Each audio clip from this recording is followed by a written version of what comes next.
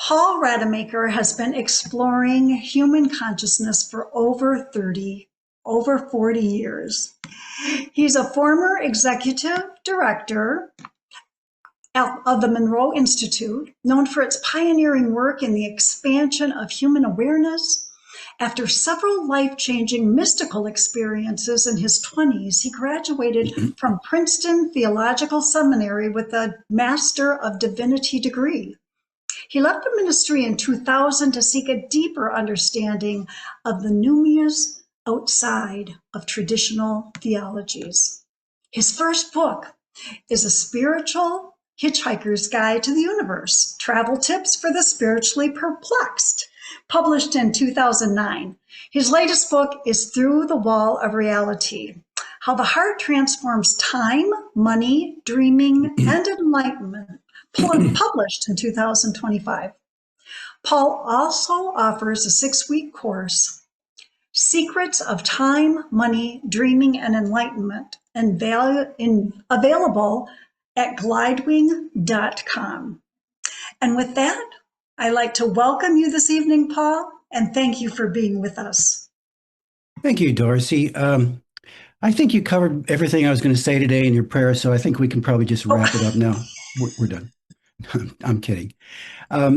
Again, I'm so delighted to be with you all, and I've kind of fallen in love with the Coptic Fellowship. You all are really terrific people, top to bottom, and thank you for having me to be a part of this thing.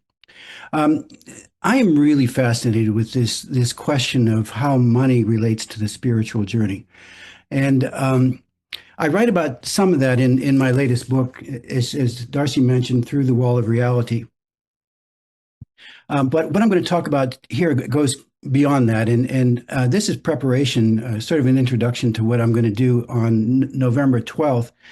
I'll be offering a 2-hour workshop around this same topic. So you're actually the first people that I've even begun to share this with. So I hope you understand you're guinea pigs, and we'll do the best we can as we move through this. When I was in my 20s, I had this sort of philosophy of life that if something scared me, I probably should do it. I guess maybe I had sort of like a hero impulse or wanting for adventure. And one of the things that really scared me was the whole idea of hitchhiking. When you're hitchhiking, you never know who's going to pick you up, what's going to happen to you on the way, what kind of condition you're going to be in when you get dropped off, and so on. It's the ultimate adventure, but it's also terribly frightening. At least it was for me. Right about this time, my sister was moving from Ohio to Tucson, Arizona, and so I went along with she and her husband to help them with the move. And then after we got everything unpacked, then they set me out on the highway like a bag of garbage, and I stuck out my thumb for the first time in my life.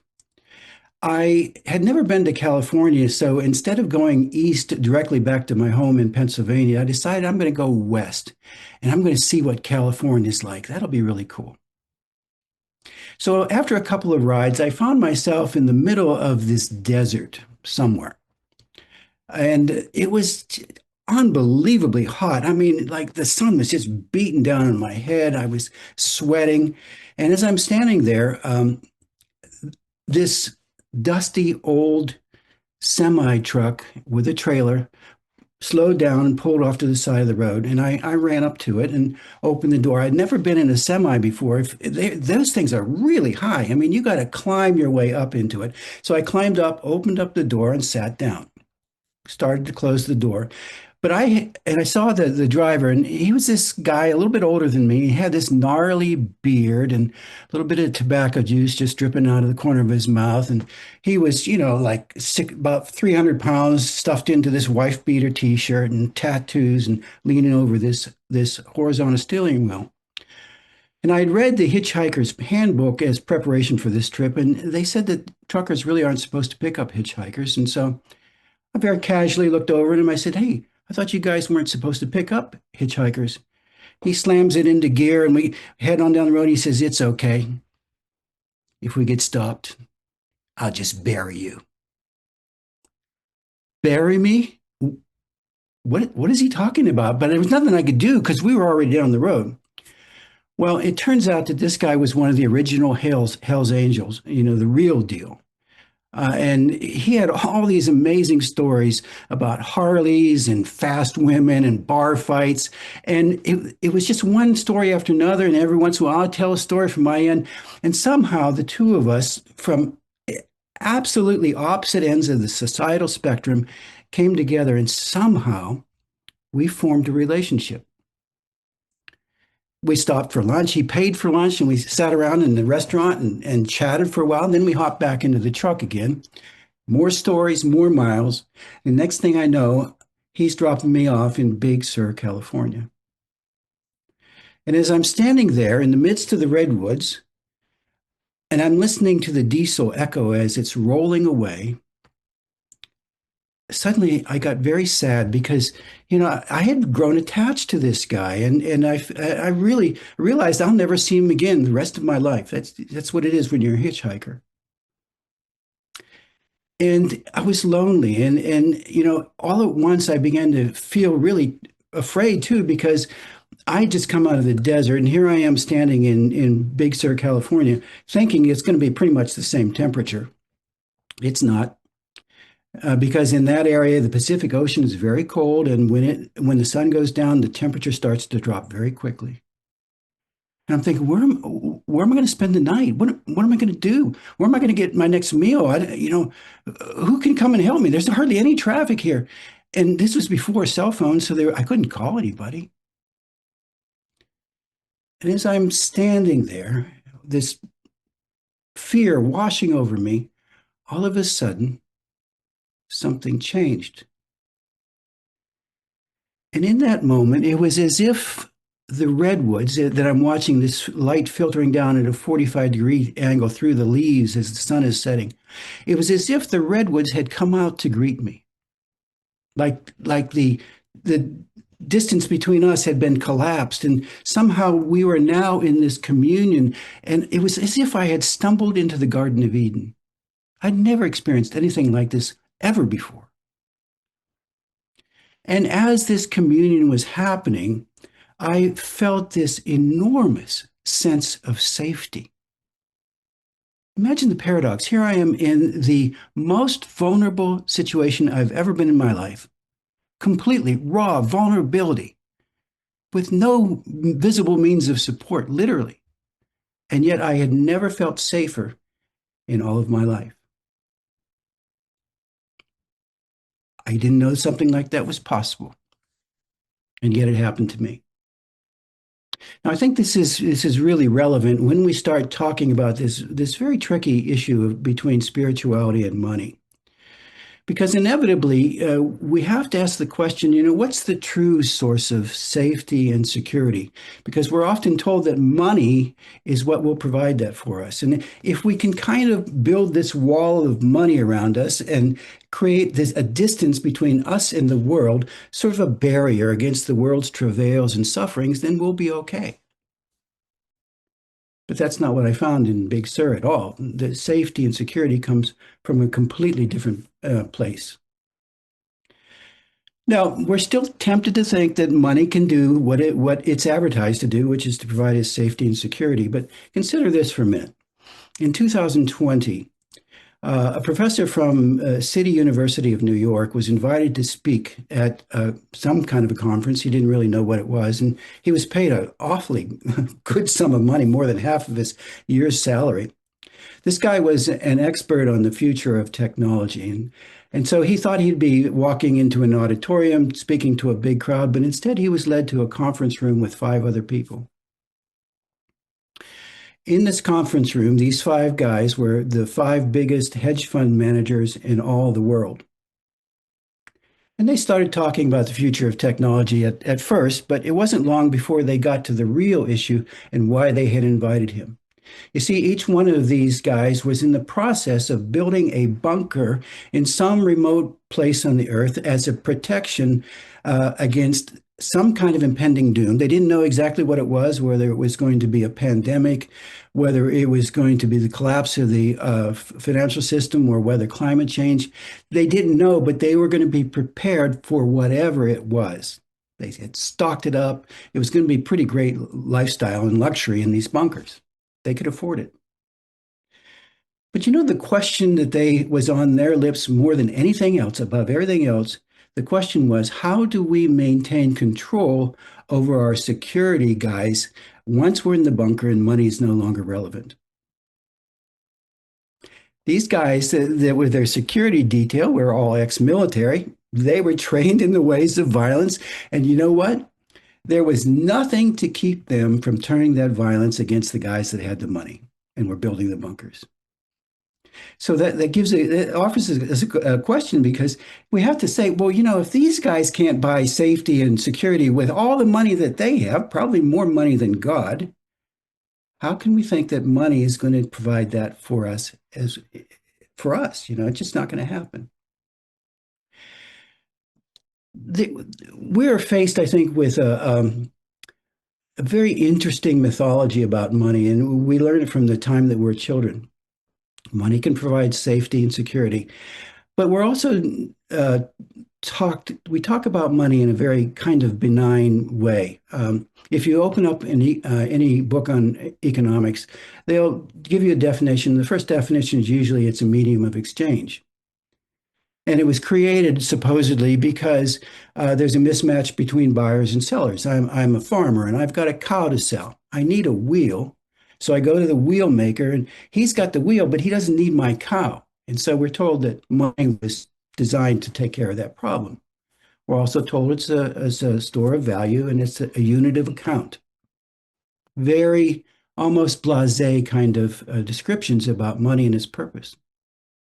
What we're not told is how money really came into being in the first place, because it certainly was not created to be a medium of exchange. It turns out that the first coins were created in the kingdom of Lydia about 7th century BC. And there, the king of Lydia wanted an army. You know, kings like to have armies because, you know, it's a pretty precarious job description. If you've ever seen Game of Thrones, you know, there's not a lot of longevity in being a king. And so they want protection, just like the guys, the hedge fund managers, they wanted their military around them to protect them. The thing about an army is it's not easy to take care of an army because they need food, clothing, shelter, weaponry, transportation, and because they're on the road and they're sexual beings, they need prostitution. So you're the king, and how do you provide that for your army? Well, they came up with an idea that I just think is so ingenious that sometimes I wish my mind sort of worked this way. The king created the first coins out of a combination of silver and gold, and melted it down, and then put the imprinting of the kingdom on the coins. And then he paid his army with those coins. Then he goes to his subjects and he says, "You owe me taxes." What do you mean we owe you taxes? Well, I've just created this army for your protection, right? It's for your protection, and so you've got to help me make sure that they're well paid. And by the way, this was with the first protection scheme, right? You know, it's like the mafia. They go to your house or to your business and they say, you owe us money and we're going to protect you from the violence. And if you don't pay, guess who's going to provide the violence? It's going to be the mafia. So if you don't pay your taxes, guess who's going to visit you? It's going to be the army, the king's army. So the king also then says, you can only pay your taxes in the coins that I have paid my army in. And they go, we don't have any of those coins. They finally figure out that the only way they can get those coins is to provide the services to the army. The army pays them. So they provide food, clothing, shelter, weaponry, transportation, sex. And you have this whole beginning of money. This is apparently the real beginning of money, which is deeply tied to the military and the violence of war. And it's a self-perpetuating thing because the king always wants a bigger army, which means he's got to invite other territories to get other mines. He's got to have slaves to drive into slavery, to mine the mines, to get the coins, to pay the army. He needs more young men for it to make his bigger army. He needs women to drive into prostitution and so on. So it's a self-perpetuating thing. This is a very different beginning of money from what we're told, the benign descriptions that we get through the economic texts. And you say, well, that's all well and good, but what does that have to do with us today? Well, a couple of things. When you're engaged in violence and you using violence for your own protection, it's very easy for that violence then to be turned against you. We're kind of seeing that right now with the invasion of various cities in the United States as the army is trying to take over. These are people who are paying their taxes to support the army. But there's another aspect that I think it's much more interesting is that this history of money is still with us, but we're not aware of it. It resides within our collective unconscious. And the collective unconscious is like a field of energy. And so when we enter into this monetary system, we kind of enter into that same field as well. And it affects us in many, many different ways without our knowing it. But until you understand that, it's difficult to know how to navigate that.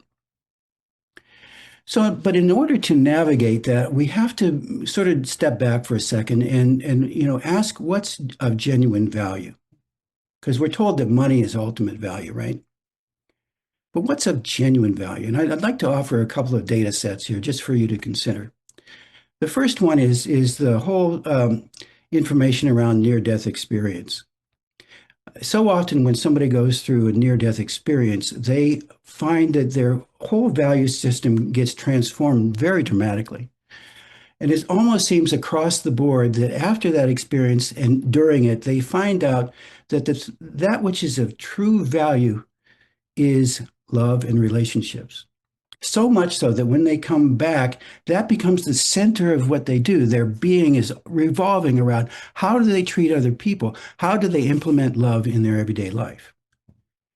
And what we find with this is that the currency of the universe is love and relationships. That is what is of ultimate value. The second data set comes from the Harvard study, which was started in 1938 and continues to this day.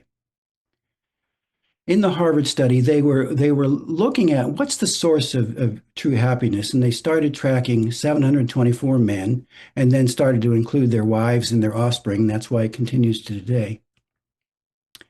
And the one thing that they found that overrides everything else in this whole study of happiness is relationships, love and relationships. So it's interesting, from the universe's perspective, the currency of the universe is love and relationships. And we as human beings are meant to respond positively to that currency. And so it isn't just a question of happiness. They also found that relationships positively affect our mental health, our longevity, our physical health, and so much more. So this is a very different value system from what we're taught. Real happiness and that sense of safety and security that arises out of that is something that has a lot to do with love and relationships. Now, when we're talking about love and relationships, now we are talking about a different value system, and this is the value system of the heart. Most of the time when we talk about money, we're approaching it from up here. And this is the limited self. This is the self that's always anxious about everything, that's telling you all kinds of disaster stories and telling you better go get in the bunker because, it's coming, look out. The immigrants are coming, whatever. But when we drop down into the heart, now we are talking about this area that the heart is the master of. And the heart is a master not just of relationships with other human beings. The heart is in relationship with a vast territory that we seldom think about, that goes far beyond other human beings. When I was in Big Sur and I stumbled into the Garden of Eden, I found out that this relationship extends to a relationship with the earth. And so that the earth can turn out to us in its wonder and its supply of everything that we need. It's also relationships with the cosmos, with the collective unconscious. When we are in the heart, we start to create this different kind of field, which is different from the field of terror that surrounds money that resides in our collective unconscious. When we're in the heart, we start to create this field that's very, very different. I know I'm sure you're thinking, well, okay, that's all well and good. You had a nice feeling when you were in Big Sur. You felt safe and you're peaceful, great. But that doesn't put food on the table, and that certainly doesn't put a roof over your head. Maybe. Well, when I was standing in the redwoods of Big Sur, California, and I was feeling this sense of ultimate safety. Very little traffic, but all of a sudden this one car came by. It was a girl about my age, and I kind of prayed like this, can you please pick me up? And stuck my thumb out, and for some reason she stopped. She must have been out of her mind. That's all I can say, that she would stop in that situation with a stranger, but she did. And so we headed up north on Highway 1. If you've ever been on Highway 1, it's like this ribbon of highway that's pinned to this curtain of the mountains that go in and out around these hairpin turns. To the right, as you're heading north, it's just a sheer rock wall heading straight up. And to the left, down, is this abyss into the Pacific Ocean, and the waves crashing against these jagged rocks. So as we're going up and around one of these, we're in the shadow of the mountain, and all of a sudden coming around a hairpin turn, and right there, it was the setting sun, and it was so big, it was blinding both of us. Couldn't even see the road. And then right there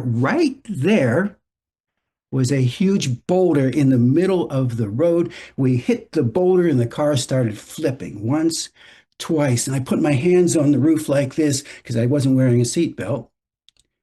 And as that's happening, for some reason, I'm not the least bit concerned.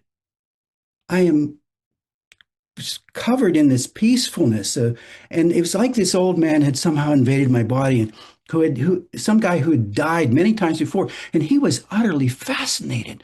Won't this be interesting? This is an interesting way to die, going over the edge and tumbling in the Pacific Ocean. Wow.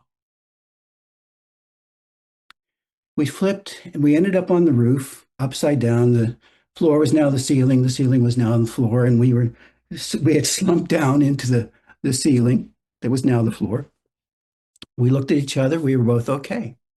We clambered out the windows. The car was still sputtering, so we got away as fast as we could. We didn't want it to burst into flames. At least we didn't want to be there when it happened.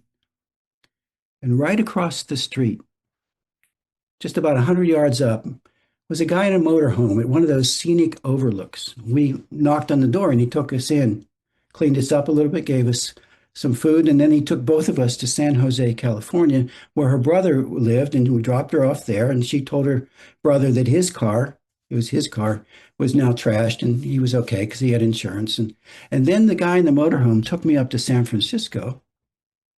He had a lot of friends there, introduced me to all of his friends. They showed me all around the town. They fed me. They gave me a place to stay. And then the guy in the motorhome found out I'd never been to Yosemite National Park. And he said, "Hey, would you want to go to Yosemite?" I said, "Sure." So the two of us hop into his motorhome.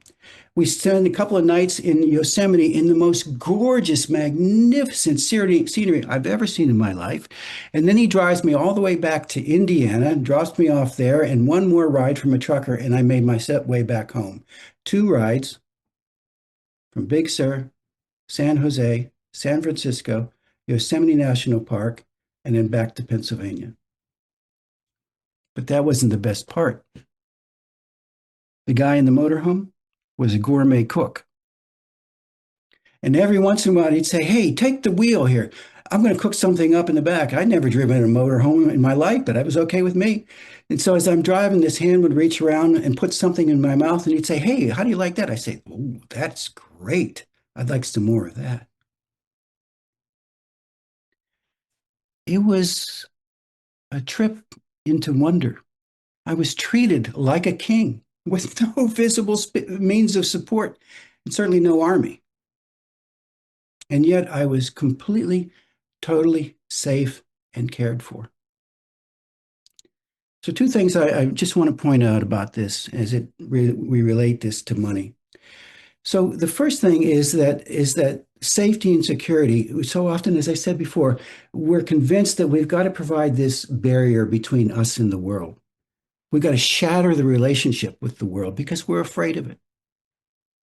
But when we start to move into the heart, now we're talking about communion. And as I stood there in the redwoods of California, I was in communion with the earth like I'd never been before. It was a mystical experience of sheer wonder. The second thing I want to point out is that this experience, when I had that feeling of safety, was one piece with everything that followed behind it. It was as if the future had been collapsed into the present.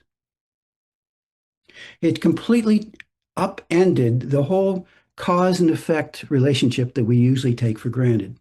Time had changed. We're often told that time is money.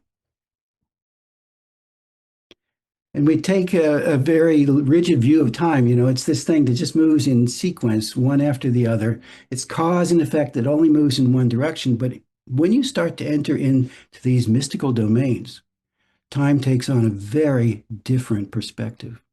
The future can collapse into the present. So if time is money, guess what? If you change your perspective of time, you might just be able to change your perspective of money too. So I'll talk more about that, all of that on November 12th, where I'll be doing a 2-hour workshop. And I think we'll just leave it right there for now. And we'll open it up to any questions that you might have or comments. Thank you so much, Paul. You are a master storyteller. Really, Well, really thank enjoyed you. Thank you. your delivery of that. And so now we do open to Q&A. Those of you who have questions or comments, feel free to unmute and ask Paul.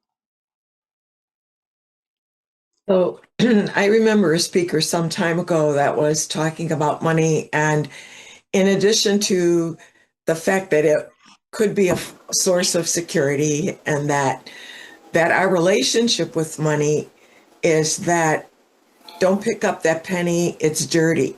Don't wash your hands after you touch money, it's dirty. And I remember as a child, I was probably 12, earning an allowance, went to the mall, and I bought myself some costume jewelry. And my mother scolded me because I was wasting money. And I loved it. So our whole precept of what money is, how it's dirty, it does shape our view about money today.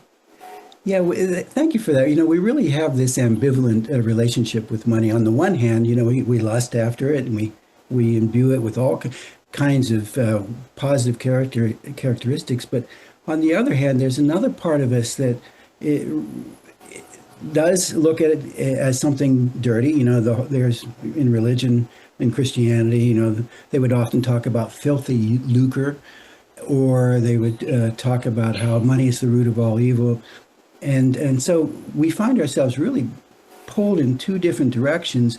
And as I say, also a third direction from the collective unconscious that retains these less benign stories about money. So it's really interesting to me because I'm beginning to think that this whole issue of money is really a powerful and important aspect of the spiritual journey. And I really don't have time to talk about that today, but I hope I can get into that more on the 12th of November. And yet the accurate biblical quote is not that money is the root of all evil, but the love of money is the root of evil that leads to blah, blah, blah. So that's even misinterpreted, as are many biblical quotes. So. That's right. That's right. If Christians only had any idea of what things look like when you actually do go back to what the Bible is saying in the original language. Thank you for that. Dell, is that Marianne? Did you say Yes, your name it is is. Marianne? Yes, You've got your hand up. Paul, I'm in Canada, just on the Michigan border. You are indeed a mesmerizing speaker, very Oh, thank you. engaging. Thank you. My question is, how have these past experiences impacted your life now? Oh, what a wonderful question. And by the way, I was just up in Canada, in Toronto, a couple of weeks ago, and I have to say that I have absolutely fallen in love with the Canadian people. You folks are special up there. Thank you. Yeah. Oh, what a wonderful question. So my whole life has revolved around the spiritual quest in one form or another. Either I've been working in the field, or I've been doing it on my own. And over the last 15 years or so, I've really begun exploring this heart situation, and seeing that as the key to so much, including this whole question about money. What has transpired for me is something that I never thought would be possible for me. Because all of my life, up till maybe 10 years ago, I had sort of been hounded by this almost inner depression. Despite my interest in spirituality, I just could. It was as if there was that. We talk about the mind and the self-talk, and I was highly critical of myself, and never felt like I measured up, and so it was almost as if there was something hounding me all the time, and I think that was stuff that goes back to childhood for sure. But I had the genuine pleasure of taking a course called the Finder's Course, and this was after I had started on the path of the heart, and it was actually the path of the heart that led me to this course. And it completely rearranged my internal world. I mean, turned it upside down in a positive way. And the first thing that happened was I began to realize that it is possible to approach this world through silence, and the silence that for me resides in the heart. So the mind was able to go almost completely empty. And so what happens when that takes place is that the wonder of the world starts to flood into the place that was taken up by all the mind chatter before. And I find myself at a place in life right now where I am just unbelievably, almost deliriously happy. I didn't think it was possible for me.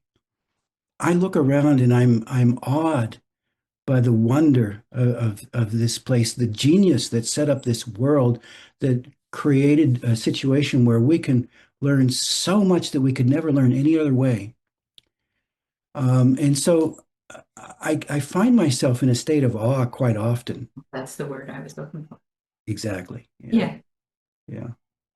Thank you, Paul. That's a wonderful answer. Well, that's a great question. Thank you for listening. Go Blue Jays.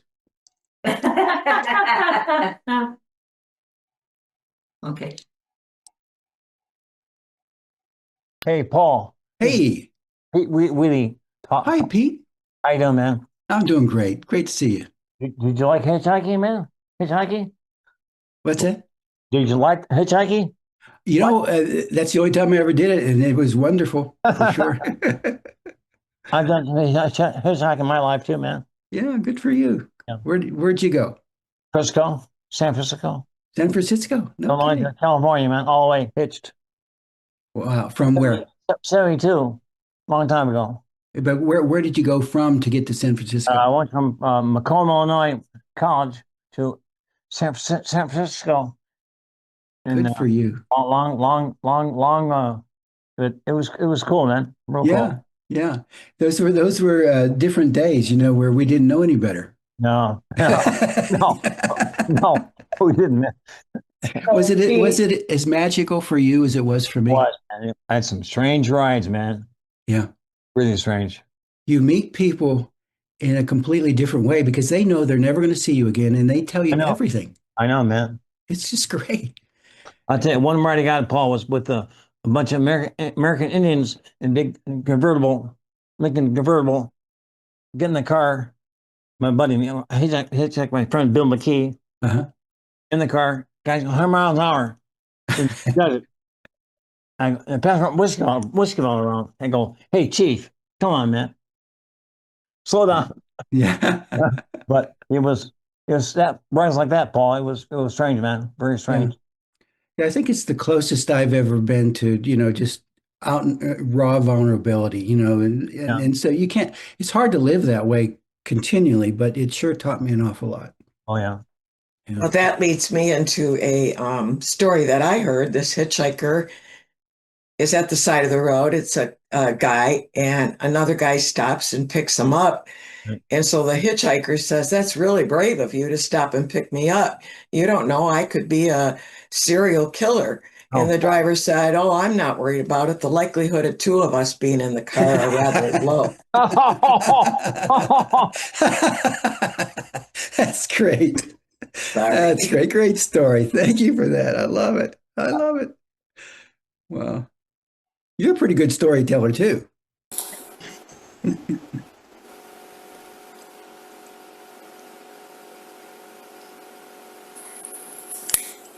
I'll go next. Actually, hi. Hi, Paul. Hi, little Joy. Hi. Yep. I had some really good hitchhiking stories from my husband Dave when he was in the Army. And back in those days, that's the only way they really got, back home or back to the base, whatever. And he had, excuse my French, he had pissed off a sergeant. And so while he was gone on hitchhiking back home for Mother's Day, in fact, this particular sergeant transferred Dave to another whole unit. Meantime, Dave is going through a lot of the different things that you're talking about, Paul. He said stories and stories and stories. He shared a lot of them. When he got back to the base, he found out that he had been reassigned to a totally different unit because the sergeant was just not going to take whatever was going on. But interesting, what happened was that the original group with that particular sergeant ended up going to Vietnam. Dave's unit did not. But with Dave, it was interesting because Dave being the kind of guy he has with just a big heart, he was reassigned to do and be in charge of the honor guard when the bodies would come back. And so it was like, he said many times he wished he had gone to Vietnam, but then he realized, well, there's a reason why I didn't go. And he was there to really help the family as they were going through their process. Yeah, it's lots of stories. Oh, great stories. What an amazing contribution. When we look at near-death experience, so often it is those small moments that seem to ripple out into the universe. And I'm sure that he was a part of those moments in a way that really affected people deeply, though they may not even have realized it. Yep.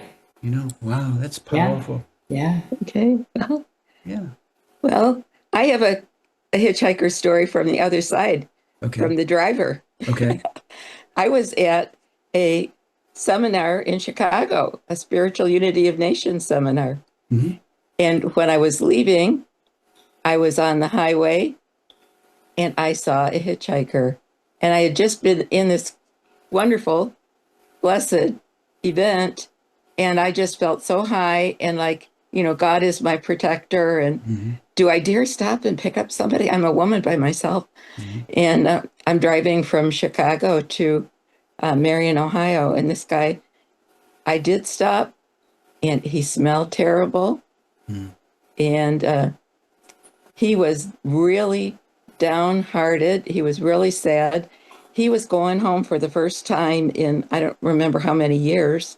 He'd had really, really, really bad luck. And he felt that he needed to get home.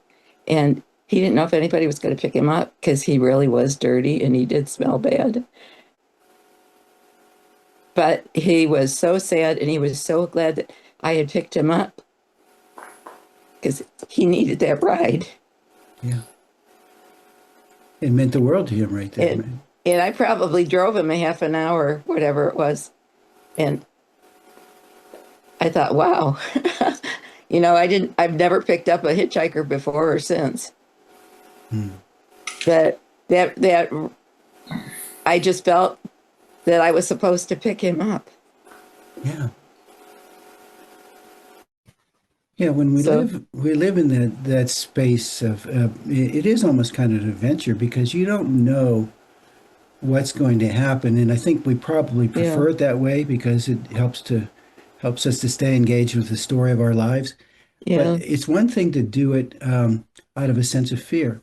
It's an entirely different thing to do it yeah, out of that sense of safety and love and relationships. You're just in a different place altogether. It's like the Garden of Eden in some ways, where you just find these relationships with people that knock your socks off. yeah. If I hadn't been at that Spiritual Unity of Nations conference, I probably would have driven right on by him.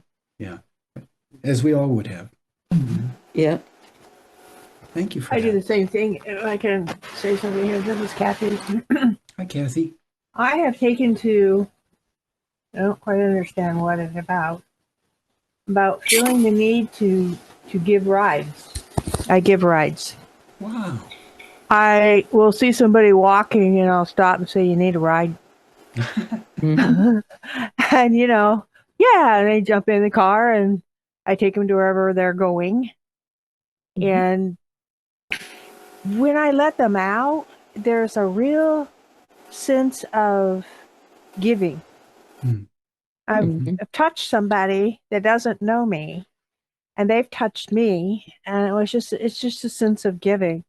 Mm. I actually drove one young man, 2 hours away to his destination, and drove home, and it was like, well, all I could think of is if maybe sometimes when you are doing what you're doing, Paul, and somebody picked you up, it was like, well, what if they're Jesus? Mm. Right. Would I just Mm. not Mhm. help them? And this was a young man that he was going the wrong direction with all his possessions. And he walked by where I was living, and I ran out and got the car and went, "Where are you going?" And he explained the situation. I went, "You're going the wrong direction." Mm. So I loaded him up in the car, and you're right, he didn't smell very good. Yeah. But the wonderful conversation, we connected, but he just couldn't believe anybody would help him. Mm. I said, Sounds "Well, familiar. yeah, you just, Yeah. why would you help me?" And I said, Yeah. "Because I well, what I say I do, and I think it's a matter of giving." And I said, "Personally, what if you were Jesus Christ and you were walking down the road?" I said, "You looked to me like you had a cross over your shoulder and you were dragging it to wherever you were going." And I thought, maybe you need a ride. So I stuffed him in my car and took him to where he needed to be and dropped him off. And he just couldn't stop thanking me. And I said, "Just let it go. It's a gift." He Mhm. goes, "I can't believe you did this." And I went, I drove away thinking, I don't either, but I'm glad I did. It's kind of a paying it forward, isn't it? Yeah. Yes, I think so. Yeah, I do It's too. this giving thing. It's this thing to give to them, Mhm. the stranger, give to a stranger. And isn't that what we're supposed to do? I mean, isn't that what we're always told that Christ talked about, is helping one another? I just felt like I needed some help. And tag, I'm in. I suspect that I told this guy some of the things that I learned at that seminar too. There you go. Something that he needed to help him get his feet back on the ground. Well, it Yeah, I'm made sure them it helped them. feel, yeah, I'm sorry. It made them feel like maybe he wasn't the worst person in the world because his mother had thrown him out. Mm. And, you're not. You're Yeah. not. Yeah. On slightly different than giving rides, but same subject. My daughter was in the Peace Corps, and she was at like 16,000 feet in the mountains of Ecuador in this tiny little village where these people are lucky if they make $1 a day or a week even. And we went there for Christmas. My son and I went to visit her, and it was just amazing how these people would give you their shirt off their backs, and they have nothing. No, there's no cars because nobody could afford them, and you know, and for some reason, how the mountains people have a tendency to be a little shorter, to that's the way the mountains grow you. So they called me El Grande for some strange reason. But when I got there, they gave me this bowl of porridge with like 4 ears of seed corn stuck in it, a big bowl. And I took a bite of it, and it was like, oh, this is horrible. And my daughter whispers to me, you have to eat that. That's more than they eat in a whole week. And they're Oh, giving it to you as a oh, guest. But it was just so loving. And then it was Christmas, and and there was no gifts exchange. They just did family events, and it was so loving and kind, and the whole community, maybe 50 people lived in the town, and they all got together. And so it was really nice to just see how they have nothing compared to what we have. And yet they were all so loving, and they really understood the true meaning of Christmas, and it was nice rather than all the commercials, which they're starting, by the way, already. It was just really touching to see that and to experience that with those folks, and it was really nice. So just wanted to share that. I think that's what Paul was talking about. Right. That's why I brought it up. Exactly. Yeah, that's it. That's the exchange of the love and the action, the monetary part of it. I mean, that's what you give. Mhm. But that's really, really the richness of it all. That's what I've always found is the people who have the least give the most. Right.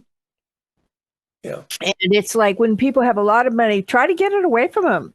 Try to get them to share that. And they're like, no, but go to some guy that I've run into that before. I've watched it. Do you need anything? No, do you? Oh, I've got $1. You need it? No. I'm good. I'm good. I just want to know if you need anything. Oh, no, I'm fine. I got $1 and, I'm sitting here and I'm healthy and I'm alive. Oh, okay. And it's like, they give you the most, the ones who have the least. And there's something about that exchange, like Paul I was talking about, that exchange there Mhm. is really so valuable, and it's more valuable than money. Right, and they've done studies and looked at the impact that wealth has on people, and it's really interesting that the more money you have, the less likely you are to help others, and the more um, you sort of have to manufacture this story of your own exceptional being to be able to justify the money that you have, and so there's this movement toward, rather than inclusivity, your movement toward exclusivity. And so if something's exclusive, if you can exclude somebody else rather than bringing them into a relationship, that's sort of the goal in many ways. And I told you the story about the hedge fund managers. It really strikes me that they were not interested in it. It never would have occurred to them to use their money to stave off some of these impending disasters that they saw coming. No. And yet, you talk about people who have nothing, they wouldn't even think twice about doing so. It's a very different worldview. Now I have a question. Who's richer? Who truly is richer? Yeah, right. Who really is richer than all of those? Yeah. I mean, they are the people who up in the Andes and the mountains are far richer than Right. those hedge fund guys. Yes. I tend to think of that as wealth, and for me, wealth is a much broader word than being rich. Being rich is often about money. True. But wealth involves this whole panorama of what it means to move through this world from the perspective of love and relationships. And my wife thinks I'm kind of crazy. Well, she knows I'm kind of crazy, but I find myself talking to just about everybody that I come across, because for me, it's become such a source of wealth. It brings me immense amount of joy just to hear another person's story and hear them talk about their lives. And I think that probably it gives them a gift too, because so often nobody else wants to listen, We're so wrapped up in our own lives. But I think that's a real gift to be able to offer silence to another person that needs to talk about their life. One more thing you mentioned, Paul, too, was, and I think part of the template or part of the lack of template, let's put it that way, in the way that you described your stories is there is no timeness to it. It's like it's a timelessness, and being trusting and being open to that, because then you are open to all these other kinds of experiences and things you couldn't have planned yourself, you know? I think that's a really good observation, a great observation, because time really does impact us in so many ways. Often in our society, we're at war with time. You know, we are trying to squeeze time for every last ounce of efficiency that we can get out of it, or we feel oppressed by time, and that our time is running out, or we're late for this, or our project isn't due on time. And so it forces us into this almost defensive posture to the world. But if you can begin to see time as more of a whole, you know, the future collapsed into the present, the past collapsed into the present, seeing it all as one, then it becomes a different experience in the world, so that it's almost like sort of being in a theater and watching the world unfold in magnificent and unexpected ways. If you can provide those moments of expansion, you know, and I think for me, one of the greatest teachers for me has been my grandchildren.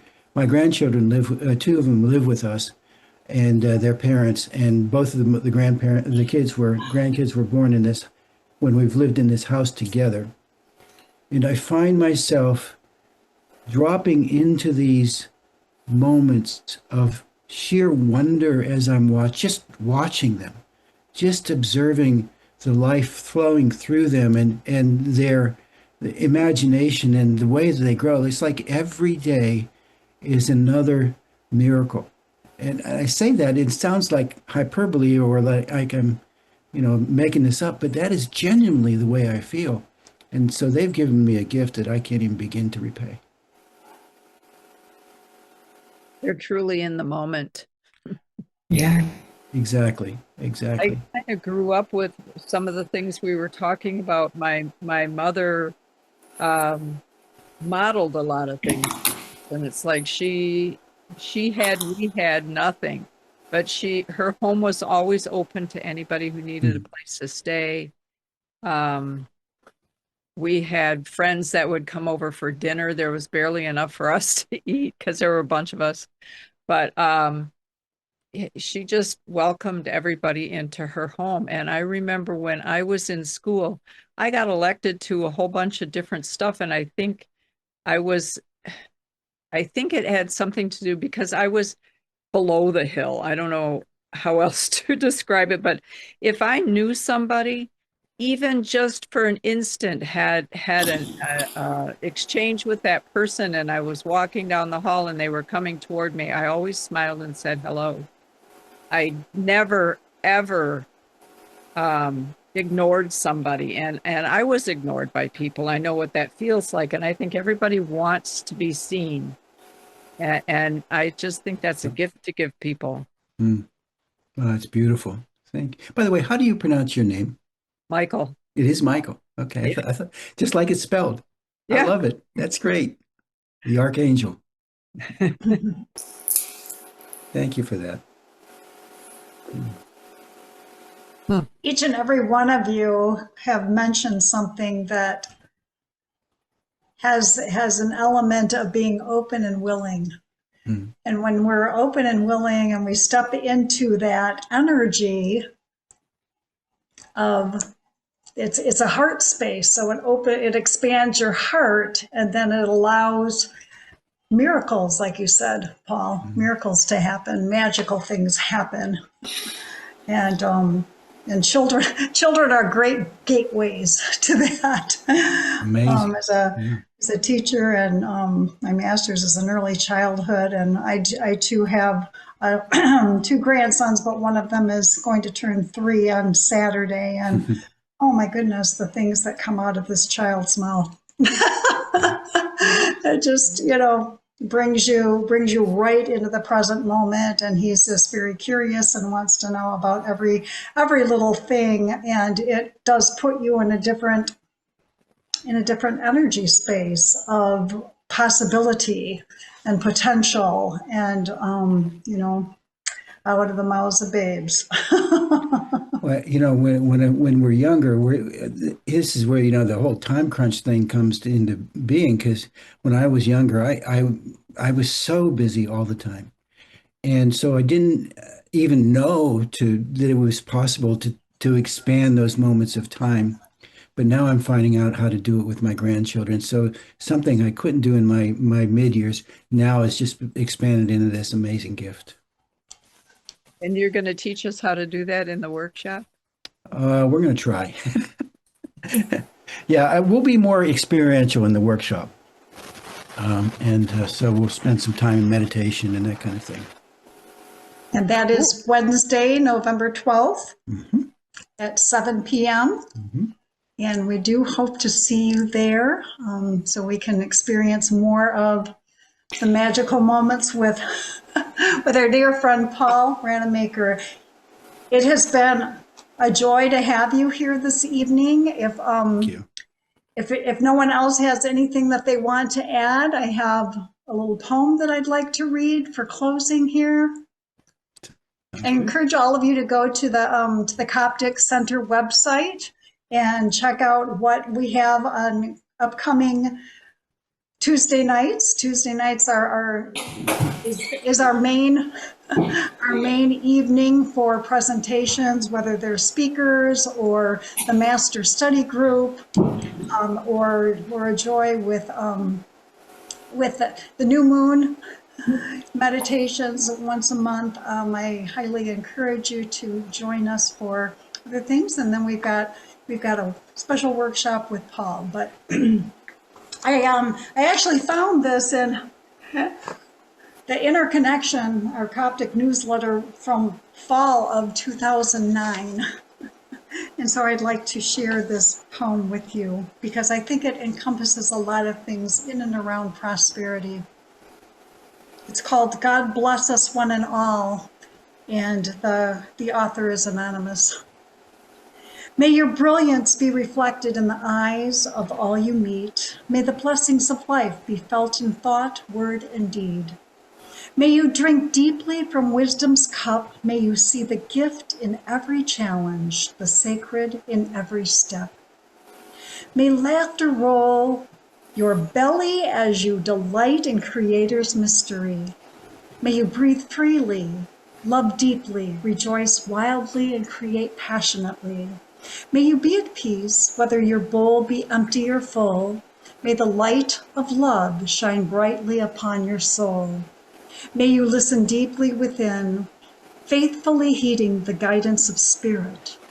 May you wake to dream each day, remembering now is all there is. May you feel the energy of co-creation flowing through each hand.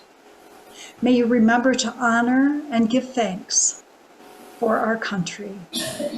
May you experience the bliss of a well-lived day, forgiving ignorance, releasing regret, guilt, or shame. May you be authentic and to your own self be true. May you remember each person makes a difference, especially you. Thank you so much for coming. Thank you, Alan, for helping us with the Zoom side of life. And thank you all for bringing your energy to this evening. And again, thank you, Paul. Thank you. Namaste. Thank you. All right. Good night, everybody. Bye-bye. Thank you all for being here. Yeah. Thank you, Paul.